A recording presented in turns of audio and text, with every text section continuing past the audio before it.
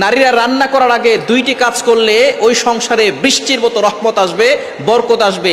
ওই সংসারে কখনো রিজিকের অভাব হবে না, আল্লাহ পাক রব্বুল আলামিন সংসারে বরকত দিবেন। ওই সংসারে কখনো অশান্তি হবে না, আল্লাহ পাক রব্বুল আলামিন সুখ শান্তির ব্যবস্থা করবেন। এই মেসেজটা আপনি আপনার পরিবারের কাছে বলবেন, যে ঘরে রান্না করে তাকে বলবেন। এক নাম্বার হচ্ছে অজু করে তারপরে রান্না করতে যাবে, পবিত্র অবস্থায় রান্না করবে। দুঃখজনক হলে সত্য, অনেক মা বোন এমন আছে গোসল ফরজ হয়েছে, তারপরে গোসল ফরজ হওয়ার পরে সে গোসল না করে ঘরের কাজবাজ করে। মনে রাখবেন, রাতের বেলা যদি গোসল ফরজ হয়, আপনি রাতের বেলায় গোসলটা করে নেবেন। আর না হলে ফজরের নামাজ যদি আপনার মিস হয়, তাহলে তো গুনাহগার হবেন।